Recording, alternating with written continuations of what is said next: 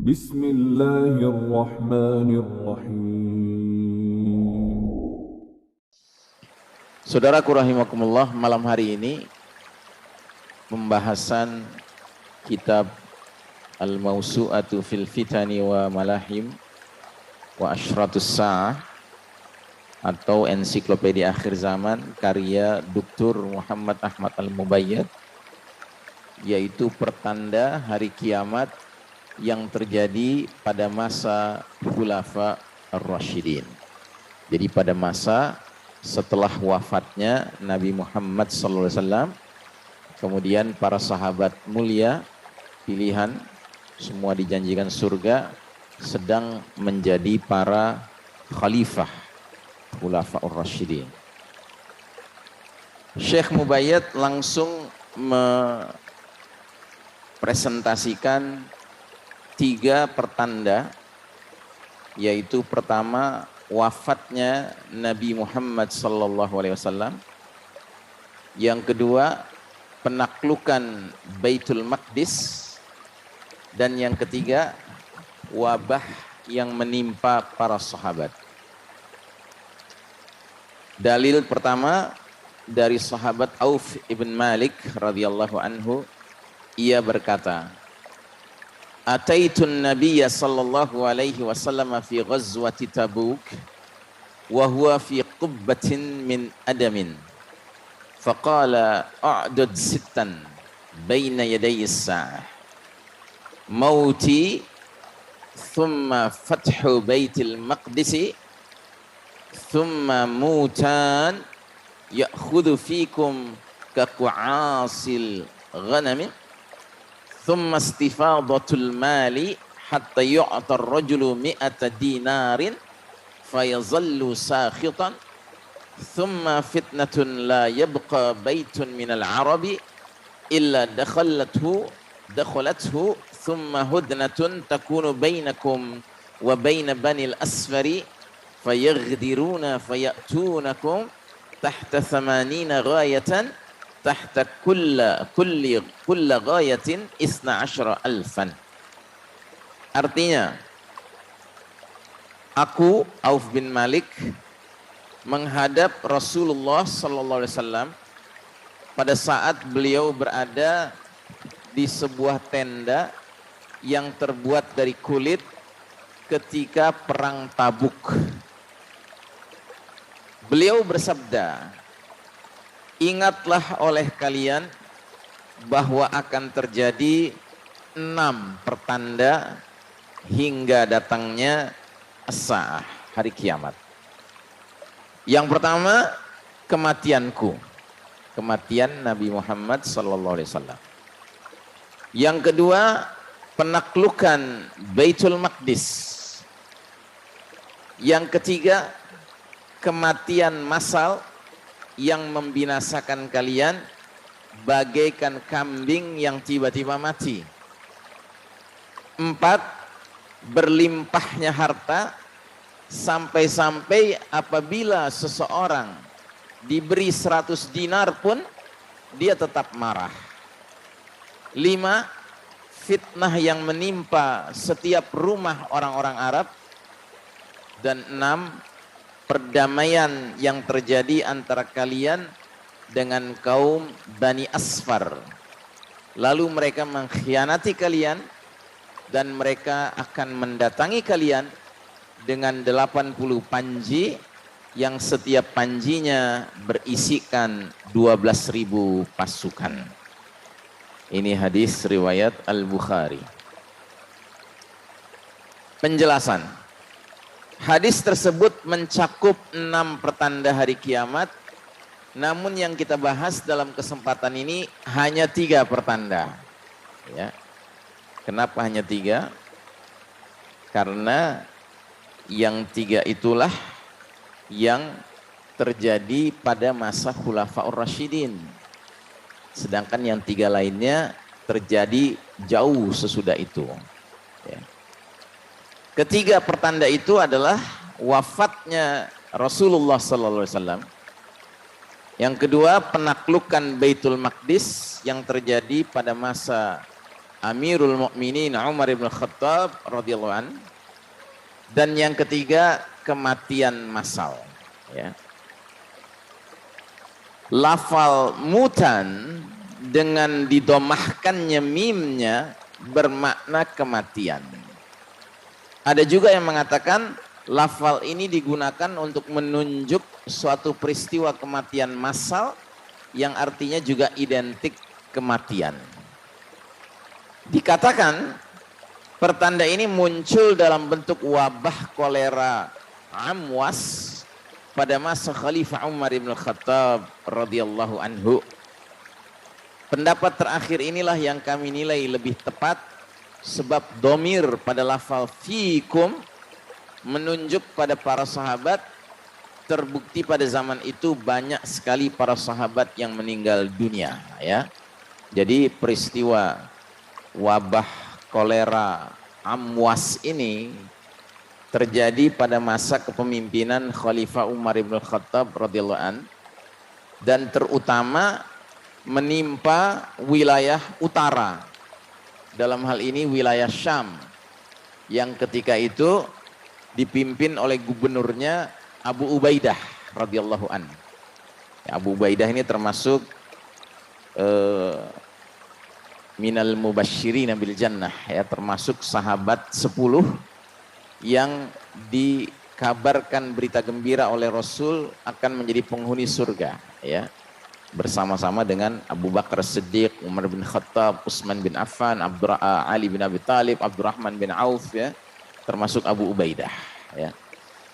Nah, jadi ketika itu terjadi wabah penyakit kolera dan banyak sekali warga di wilayah Syam yang dipimpin oleh Abu Ubaidah ini bermatian, ya, karena kena penyakit amwas ini, ya. Dan mengingat bahwa Abu Ubaidah termasuk sahabat yang akrab dengan Rasulullah SAW dan termasuk sahabat yang cukup banyak mendengar sabda-sabda Rasul langsung, maka dia termasuk yang ingat bahwasanya Nabi Muhammad SAW pernah menjelaskan tentang golongan-golongan manusia yang mendapatkan derajat mati syahid padahal tidak ikut serta dalam peperangan fisabilillah melawan musuh-musuh Allah. Jadi bukan mati syahidnya karena terbunuh oleh kaum kafir di medan perang fisabilillah, ya. Nah, salah satunya Nabi Muhammad SAW menyebutkan termasuk golongan orang yang mati syahid adalah orang yang mati dikarenakan kena ta'un, ya, ta'un itu wabah, ya. Nah, jadi Abu Ubaidah tuh ingat hadis ini. Sehingga ketika dia sebagai gubernur menyaksikan warganya, penduduk yang dia pimpin satu persatu pada berpulang ke rahmatullah karena wabah kolera ini, ta'un ini, ya, maka dia akhirnya bergumam. Dia mengatakan, ya Allah, kapan giliran aku? Itu, ya. Jadi dia bukannya berdoa, ya Allah lindungi aku dari penyakit ini, bukan. Tapi dia seperti iri dengan mereka-mereka yang dipanggil ke rahmatullah meninggal dikarenakan amwas ini.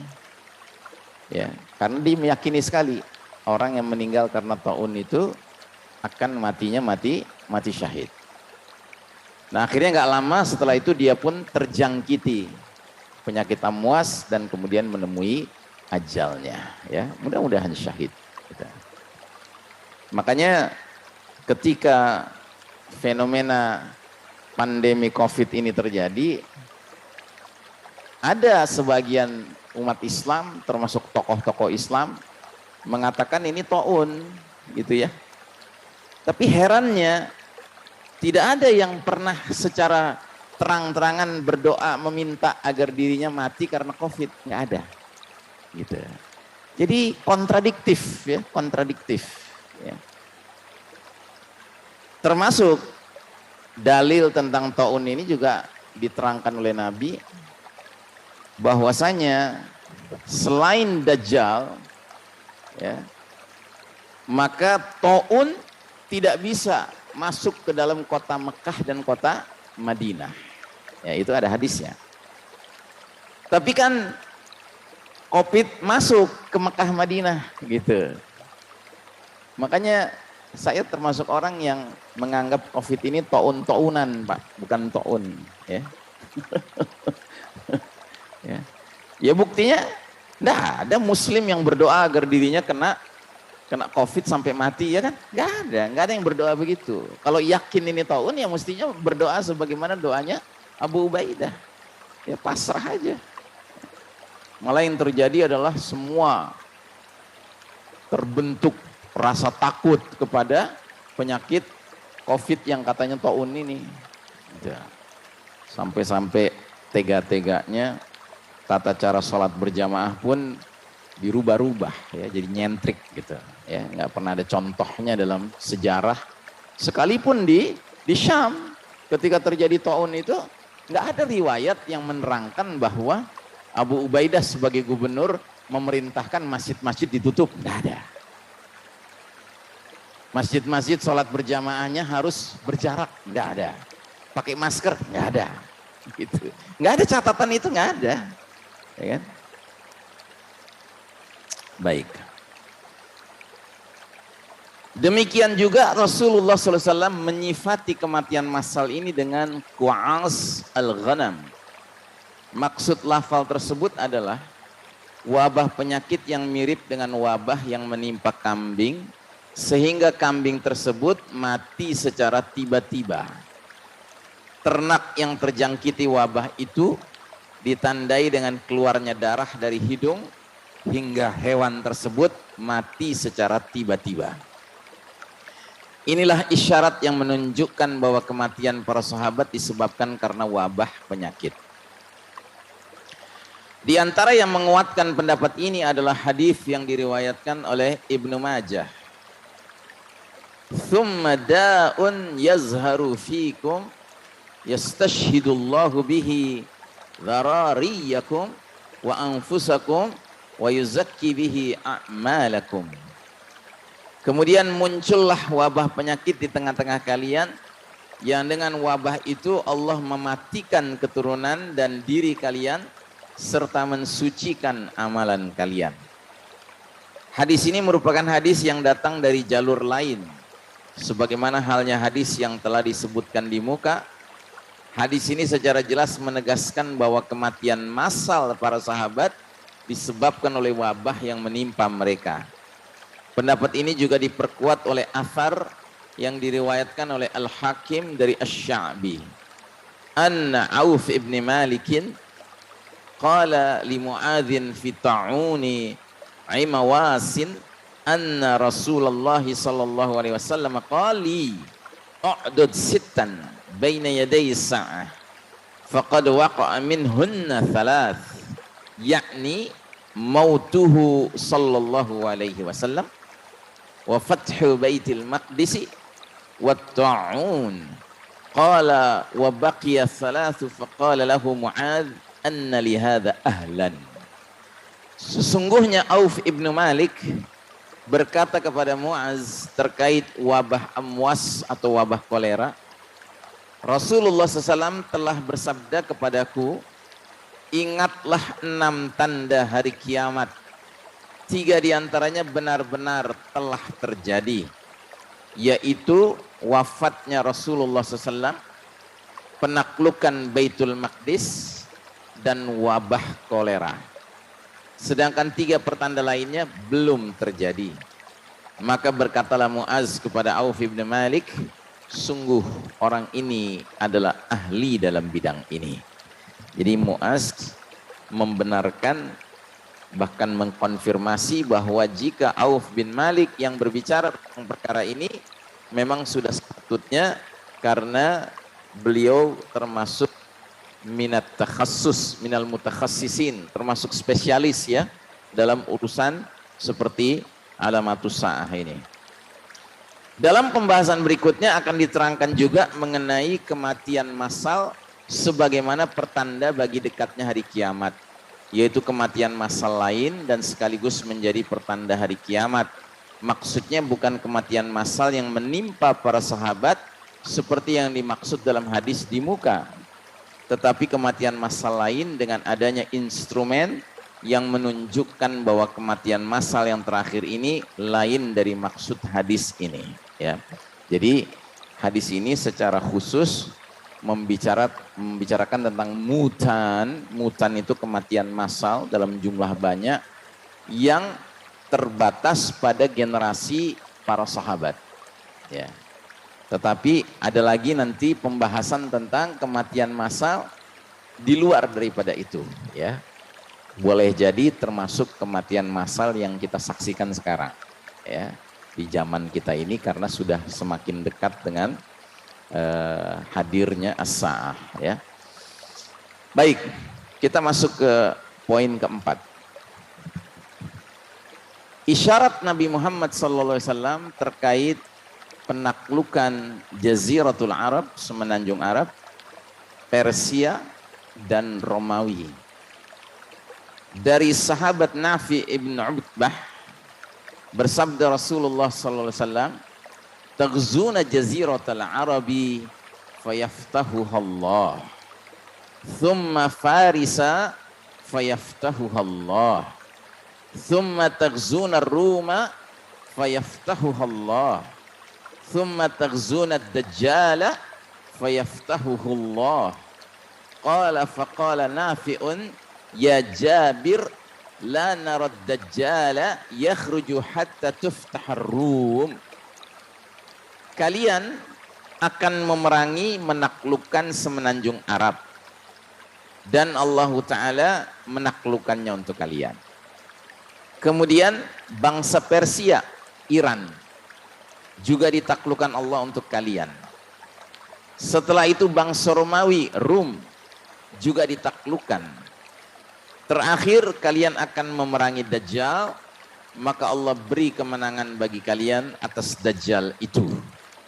Nafi' berkata, "Hai Jabir, ketahuilah kita tidak akan melihat Dajjal muncul sebelum bangsa Romawi ditaklukkan terlebih dahulu." Penjelasan. Hadis ini merupakan bukti kenabian Al-Mustafa sallallahu alaihi wasallam. Dalam hadis ini dikabarkan bahwa kaum muslimin akan menguasai semenanjung Arab, dan kabar ini telah menjadi kenyataan di masa Khalifah Abu Bakar Siddiq radhiyallahu an.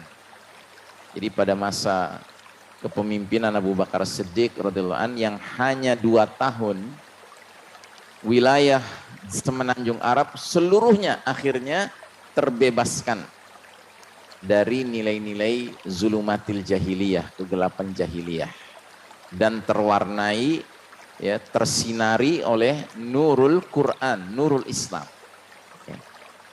Dan semua, ya, masyarakat Jazirah Arab memeluk Islam, ya. Demikian juga penaklukan kekaisaran Persia pada masa Kisra yang terakhir benar-benar terjadi pada masa Khalifah Utsman bin Affan radhiyallahu an. Jadi Abu Bakar membebaskan Jazirah Arab, Utsman bin Affan membebaskan, ya, Persia pada masa Utsman. Sedangkan pada masa Khalifah Umar radhiyallahu an, Romawi juga dapat ditaklukkan.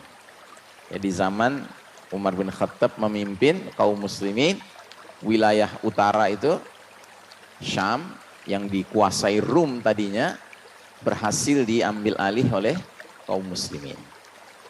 Bahkan kemudian pimpinan Rum di Baitul Maqdis di Yerusalem tidak mau menyerahkan kunci Baitul Maqdis kecuali bila yang menerimanya langsung Khalifah Umar bin Khattab. Makanya Khalifah Umar bin Khattab ada ceritanya dalam masa kepemimpinannya, beliau didatangi oleh gubernur Syam, Abu Ubaidah, datang dari Syam ke Madinah.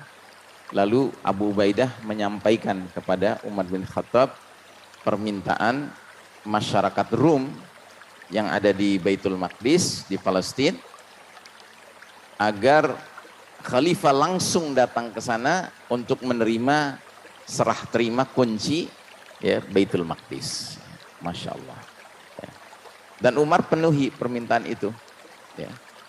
Dan kita tahu kisahnya bahwa Umar kemudian dipersilahkan sebenarnya untuk mengerjakan sholat di gerejanya orang-orang Nasrani. Tapi Umar bin Khattab menolak. Dia kemudian mengisyaratkan untuk membangun masjid. Ya. Makanya kita kenal ada masjid Umar bin Khattab ya, di Baitul Maqdis. Dan sayangnya sebagian besar umat Islam taunya masjid Umar bin Khattab itulah Masjid Al-Aqsa, padahal bukan.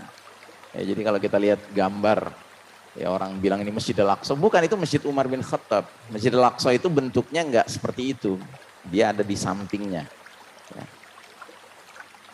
Baik, catatan. Besar kemungkinan maksud dari penaklukan bangsa Romawi yang disebut-sebut dalam hadis ini juga mencakup peperangan antara kaum muslimin melawan bangsa Romawi di akhir zaman.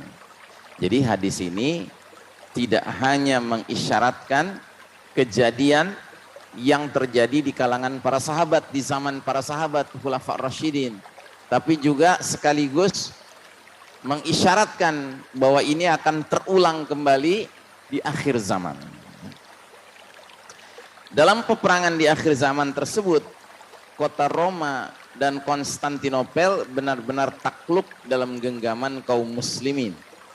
Alasannya adalah penaklukan Romawi yang terjadi di masa para sahabat belum tuntas secara keseluruhan sebagaimana Persia telah tertaklukkan sepenuhnya.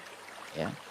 Jadi kita tahu dalam sejarah yang namanya kekaisaran Romawi itu sempat terbelah menjadi dua ya. Ada Romawi Barat, ada Romawi Timur. Ya. Romawi Barat itu pusatnya kota Roma, sedangkan Romawi Timur pusatnya kota Konstantinopel, ya, di Turki kalau sekarang. Ya. Kalau Roma itu di Itali, ya kan? Nah, di zaman Khalifah Umar bin Khattab, baru Romawi Timur yang berhasil dibebaskan. Sementara Romawi Barat, Roma itu belum. Ya. Nah, maka Syekh Mubayyad menyatakan bahwa di akhir zaman lah ya, pembebasan Rom itu akan terjadi secara tuntas. Tidak hanya Konstantinopelnya, tetapi juga kota Romanya akan berada di bawah ya naungan Islam. Ya, insyaallah taala. Jadi yang telah berhasil dilakukan umat Islam adalah menghancurkan kekuatan Romawi dan mengusir mereka dari banyak daerah kekuasaan mereka. Adapun penaklukan bangsa Romawi tersebut secara keseluruhan hanya terjadi sejenak sebelum munculnya Dajjal, ya. Karena di sini ada isyarat. Nafi' periwayat hadis ini berkata kepada sahabat Jabir bin Abdullah radhiyallahu an, "Hai Jabir, ketahuilah kita tidak akan melihat Dajjal muncul sebelum bangsa Romawi ditaklukkan terlebih dahulu." Ya. Jadi di akhir zaman nanti sebelum berperang melawan Dajjal, ya, maka kaum muslimin sudah membebaskan Rum dalam arti mencakup kota Roma, ya, di samping Konstantinopel. Kemungkinan seperti ini didukung oleh perkataan Nafi kepada Jabir, yaitu ketika dia menghubungkan antara munculnya Dajjal dengan penaklukan Romawi secara keseluruhan. Sebabnya dua kejadian tersebut merupakan ada hubungan sebab akibat. Dia berkata, "Aku tidak melihat Dajjal keluar sehingga Rum berhasil ditaklukkan." Maksudnya adalah runtuhnya Romawi menjadi sebab keluarnya Dajjal setelah itu. Siapa yang mempelajari berbagai peperangan di akhir zaman niscaya dia akan mendapati adanya hubungan ini dengan sangat jelas, di mana Dajjal keluar setelah runtuhnya ibu kota Romawi, yaitu Konstantinopel. Kemudian dalil yang kedua dari Abu Hurairah radhiyallahu anhu, bersabda Rasulullah sallallahu alaihi wasallam, "Idza halaka Kisra fala Kisra ba'dahu, wa idza halaka Qaisaru fala Qaisara ba'dahu, walladzi nafsi biyadihi latunfaqanna kunuzuha fi sabilillah." Jika Kisra atau Persia, Iran, telah binasa, maka tidak ada lagi Kisra sesudahnya. Dan jika Kaisar Romawi maksudnya sudah binasa, maka tidak ada lagi Kaisar sesudahnya. Demi zat yang jiwaku berada dalam genggamannya, harta benda mereka akan diinfakkan untuk kepentingan sabilillah. Masya Allah ta'ala. Penjelasan. Hadis ini berbeda kandungan pengertiannya dengan hadis sebelumnya. Hadis terakhir menunjukkan bahwa setelah Kisra hancur, maka tidak ada lagi setelahnya seorang raja pun dari raja-raja Persia. Dan jika Kaisar Romawi hancur, maka tidak ada lagi kekaisaran Romawi. Dan Nabi Muhammad SAW menyebutkan hadis ini setelah datang kepada beliau kabar tentang kematian Kisra. Namun dalam kenyataannya, raja-raja Persia tetap berkuasa sampai masa Khalifah Utsman ibn Affan radhiyallahu anhu. Demikian juga dinasti Romawi yang tersisa setelahnya. Lantas apa maksud hadis terakhir ini? Jawaban atas pertanyaan ini, maksud dari hadis Nabi ini adalah hilangnya kekuasaan Romawi dan Persia dari wilayah Irak dan Syam, sebagaimana yang dipertanyakan oleh para sahabat. Sebab disabdakannya hadis tersebut sebagaimana yang diisyaratkan oleh Imam Syafi'i, yaitu tentang orang-orang Quraisy. Mereka ini sering melakukan ekspedisi dagang hingga ke Syam dan ke Irak. Karena orang-orang Quraisy telah memeluk Islam, mereka menjadi khawatir jika perjalanan dagang yang biasa mereka lakukan mengalami kemacetan. Maka dari itu, Rasulullah SAW memberi kabar gembira kepada kaum muslimin bahwa pengaruh kekuasaan dua bangsa tersebut akan lenyap dari Irak dan Syam. Kenapa mesti menekankan pada Irak dan Syam? Karena Irak dan Syam ini masih masuk dalam kawasan semenanjung Arab sebenarnya, begitu. Syam ada di utara sebelah barat, bersentuhan dengan Romawi. Sedangkan Irak ada di sebelah utara sebelah timur, bersentuhan dengan Persia, gitu. Jadi pengertian nggak ada lagi Kisra, nggak ada lagi Kaisar, itu yang berkaitan dengan pengaruhnya kepada wilayah Irak dan Syam yang benar-benar sudah berada di bawah pengaruh Islam.